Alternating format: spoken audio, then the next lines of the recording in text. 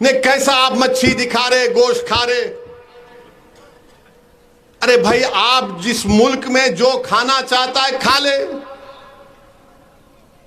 मगर देश के प्रधानमंत्री अब खाने पे आ गए। पहले बोलते थे कपड़े देखकर पहचानो, अब बोल रहे खाना देखकर पहचानो। मैं देश के वजीर आजम से पूछना चाहता हूं, क्या इलेक्टोरल बॉन्ड मालूम ना आप लोगों को? इलेक्टोरल बॉन्ड मालूम क्या है? इलेक्टोरल बॉन्ड यह है कि कंपनी एक बॉन्ड खरीदती, डिमांड ड्राफ्ट समझिए, डिमांड ड्राफ्ट मालूम ना, वो खरीद के मोदी जी को दिए, पूरे पार्टियों को दिए, सियासी पार्टियों को दिए। बीजेपी को मोदी जी को कितना मिला? 8,000 करोड़। हर कंपनी वाला खरीदा, बोले बादशाह सलामत, आप सुल्तान है दिल्ली के, ले लीजिए, आप दिल्ली के तख्त पे बैठे हैं। 8,000 करोड़ उनको दिए। और कोई भी सेठ पैसे दे रहा तो अपनी अम्मा की मगफरत के लिए नहीं दे रहा, अपने अब्बा की मगफरत के लिए नहीं देता उन्हें। कोई भी सेठ दे रहा तो उन्हें बोलता एक हाथ दे रहा हूं, 4 हाथ दे वापिस। तो उन्हें 8,000 करोड़ उनको मिले। तो जो जो बड़े बड़े कंपनी बीजेपी को पैसे दिए बॉन्ड में, उनको मोदी जी बड़ा बड़ा कॉन्ट्रैक्ट दे दिए, बड़ा बड़ा कॉन्ट्रैक्ट दे दिए। क्योंकि जो सेठ देता ना पैसे, उन्हें फ्री में नहीं देता। मगर मोदी जी क्या बोलते, ना खाऊंगा ना खाने दूंगा, मगर बॉन्ड दिए तो पूरी दुनिया तेरी ले ले तू। 8,000 करोड़ इनको मिले। अच्छा, उसमें 8,000 करोड़ में एक गोश्त की कंपनी है, अलाना उसका नाम है, उन्होंने इनको 10 करोड़ रुपए दिए, शिवसेना को 1.5 करोड़ रुपए दिए। और दुकान किसकी बंद हो रही? कुरैशी की और कथिक भाइयों की। यानी तुम गुलाब जामुन मलाई पूरा दबा के खा लेंगे, और वो गरीब बेचारा जो दिन को 1,000 रुपये कमाता, उसकी दुकान बंद। अब आप बताइए, 10 करोड़ बीजेपी को, 1.5 करोड़ शिवसेना को। बल्कि गुजरात में किसान है, 40 स्क्वायर मीटर जमीन बेचे तो एक कंपनी ने उनको इस्तेमाल करके 10 करोड़ रुपए मोदी जी को दिए और 1.5 करोड़ रुपए शायद शिवसेना को दिए। इलेक्टोरल बॉन्ड है। तो इलेक्टोरल बॉन्ड क्या है कि ये मोटे मोटे सेठ लोग ये तमाम पार्टीज को खरीद लिए, इन सबको खरीद लिए, ये बिकने तैयार थे, इनको खरीद लिए। 8,000 करोड़ बीजेपी को, 1,400 करोड़ कांग्रेस को, 1,500 करोड़ या 1,200 करोड़ टीएमसी को, शिवसेना को, दूसरी शिवसेना को, सबको मिले। यानी सब लोग इस हम्माम में नंगे हैं माशाअल्लाह, दबा के खा लिए पूरा नान खलिया, मगर बीफ बैन है, पैसों का बैन नहीं है भाई मेरे। अब आप बताइए, क्या जमहूरियत में मजाक नहीं हो रहा है?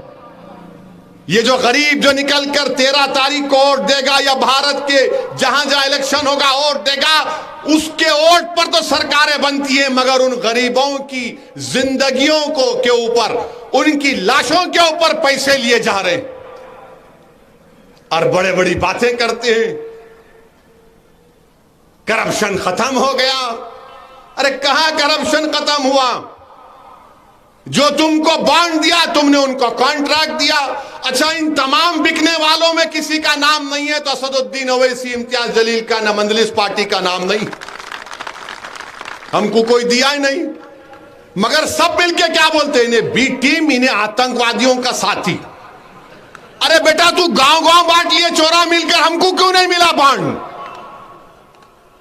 मैं बी टीम, इन्हों बोलते हैं इन्हों देशभक्त नहीं है इन्हों। अच्छा, ये देशभक्ति 8,000 करोड़ रुपए लेना, ये देशभक्ति है? मेरे को नहीं मालूम था। मेरे बताइए, आप जमहूरियत का मजाक हो रहा तो नहीं हो, क्या हो रहा है बताइए।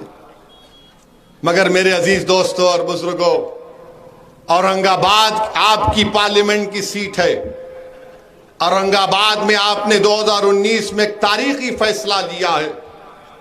मेरी आपसे ये रिक्वेस्ट है कि आप बिला लिहाज मजहब मिल्लत आप लोग पहले से ज्यादा तादाद में इम्तियाज जलील को कामयाब करिए। कन्नड़ से शायद 34,000 के करीब वोट मिले थे। अभी हमारे भाई जो MNS छोड़कर आए उन्होंने ये कहा कि अब की बार कन्नड़ से इंशाअल्लाह ताला इम्तियाज जलील को 1 लाख वोट मिलेंगे। मुझे यकीन है कि वो पूरा होगा। मेरी आपसे गुजारिश है कि आप 13 तारीख के दिन निकल कर वोट डालिए। गर्मी होगी, यकीनन गर्मी होगी, मगर मेरे भाई भारत की पार्लियामेंट में कोई अगर तुम्हारे दिल में छुपे हुई बात को अगर अपनी जबान पर बेबाक तरीके से लाकर उस ऐवान में इन तमाम लोगों के सामने अगर कोई बोल सकता है तो कौन बोल सकता है? आप सोचो। क्या आप उम्मीद लगाएंगे शिवसेना से, ये कांग्रेस से, ये राष्ट्रवादी कांग्रेस से? ये जो आप उम्मीद लगाएंगे कि तुम्हारी तकलीफ को बयान करेंगे? अरे ये तुम्हारा हाथ पकड़ने को तैयार नहीं है, ये तुम्हारे आंख से बहने वाले आंसू को पोंछने के लिए तैयार नहीं है। वो कहां हमारी और गरीबों की बात करेंगे? सत्ता में ये आदर्श वाले रो रो कर तड़प गए, इनका हाथ पकड़ने तैयार नहीं थे। जिसको तुम गाली देते वो आगे बढ़ा इम्तियाज जलील और उनका हाथ पकड़ा। बताओ भारत की पार्लियामेंट में कौन तुम्हारी आवाज है? कौन हमारे इन नाइंसाफियों के खिलाफ आवाज उठाएगा? कौन कहेगा कि तुम जुल्म कर रहे हो?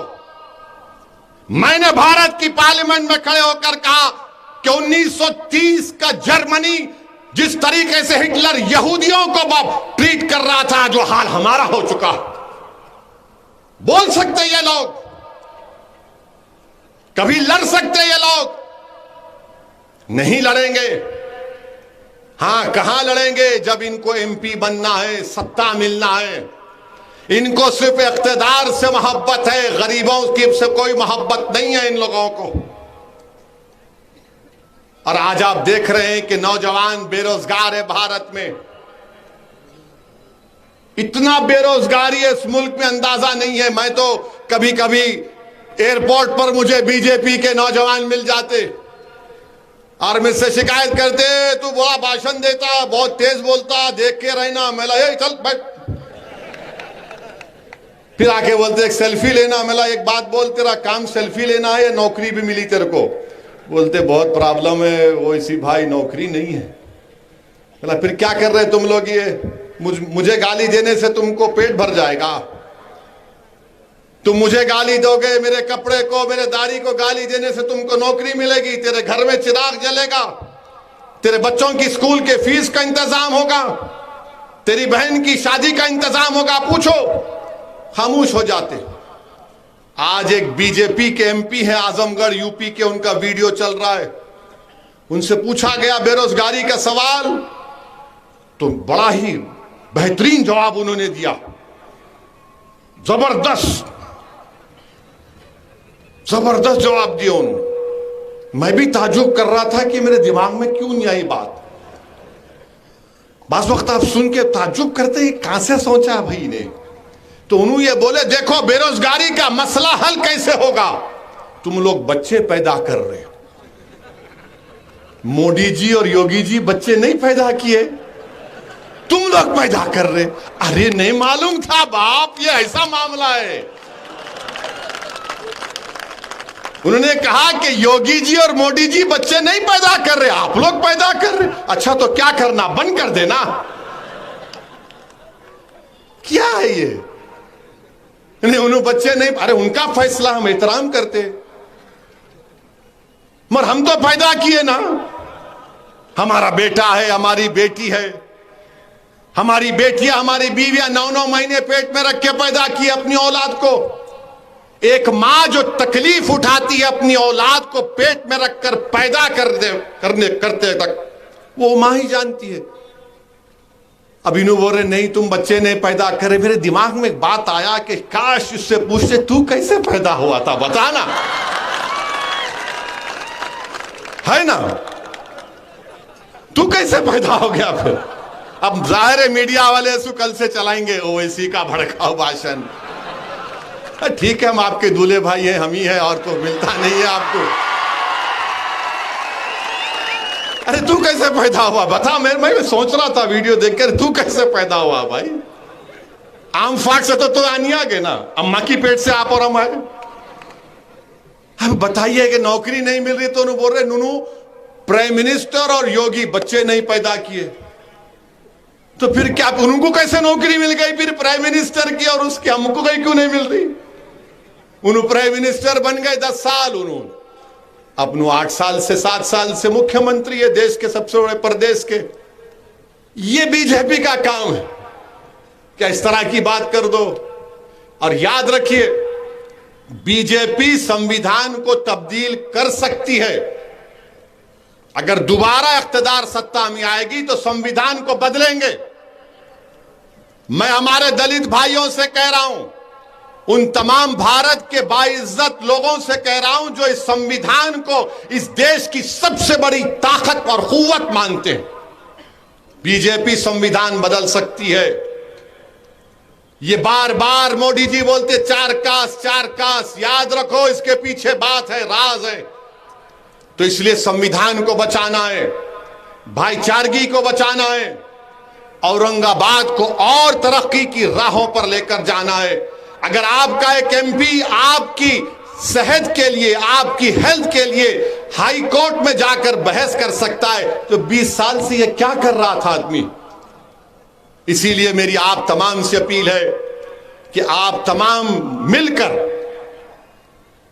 पूरे एक होकर, हम हर समुदाय से हो सकते हैं, मगर औरंगाबाद इन तमाम चीजों से बड़ा है। औरंगाबाद में बसने वाले गरीब और मजलूमों का मुस्तकबिल अच्छा करना है, फ्यूचर, गरीबों को इंसाफ दिलाना है। आपने 5 साल का मौका किया, और ये जो लोग पूछ रहे हैं ए 5 साल में क्या किया रे, तू 20 साल में क्या किया, बोल। नहीं बोलेंगे, बोलेंगे भड़काऊ नेता है मेरे भाई। इसीलिए हम आपसे अपील कर रहे हैं कि 13 तारीख के दिन सुबह सुबह अपने घर से निकलकर पोलिंग बूथ को जाइए। अच्छा, जाते वक्त सेल फोन लेके मत जाओ, हाथ में सेल फोन नहीं रहना। हमारे पास एक मिजाज बना हुआ है मुसलमानों में, सेल फोन लेके जाते, उन्हें ऑफिसर होता सेल फोन अलाउड नहीं है। तेरी तो मैंने आता घर को जा रहा हूं। अरे कहीं को जा रहा, ठहर ना, चलो तुम भी चलो। अरे अम्मा को लेके चले आता। सेल फोन मत लेके जाओ बाबा, वोट डाल के सेल्फी लो। असद भाई पतंग, कन्नड़ में हाल हवा में पतंग, वो करना, वैसे ही करना। पोलिंग बूथ को सेल फोन लेके नको जाओ, वोट देखो, जहां पतंग का निशान दिखा बटन दबाओ, टी आवाज आती है। वो टी आवाज के साथ बाजू मशीन में एक चिट्ठी निकलती, जरा गौर से देखो, उसमें पतंग निशान गिरा नहीं गिरा, गिरा, पास हो गया आप अल्हम्दुलिल्लाह। उसके बाद निकल के सेल्फी लेके देखो पतंग कोट डाला आज।